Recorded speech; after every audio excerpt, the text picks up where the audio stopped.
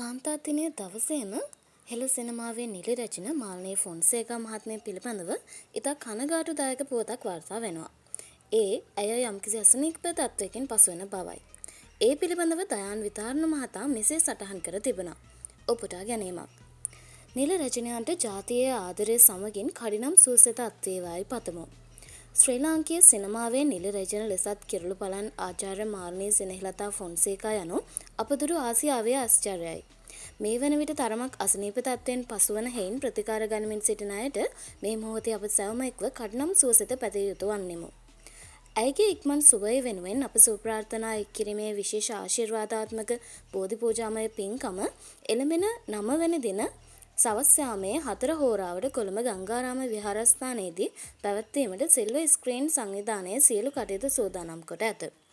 එනිසාවෙන් හැකි අයුරින් ඔබ සියලු දෙනාට ඒ වෙනුවෙන් සහභාගී වන්නයි ඇරයුම් කරන්නෙමි. ආදරණීය මාල්නී අක්කාට තෙරුවන් සරණින් නිදුක් නිරෝගී සුවයෙන් හැකි විගස කඩිනම් සුවසෙත ලැබේවායි ප්‍රාර්ථනා කරන්නෙමි. ඔබටා ගැනීම අවසන්. ඉතින් හෙළ සිනමාවේ කිරුළු පලන් නිල රචනයනි ඔබතුමියට ඉක්මන් සුව අප මෙසේ ප්‍රාර්ථනා කරමු.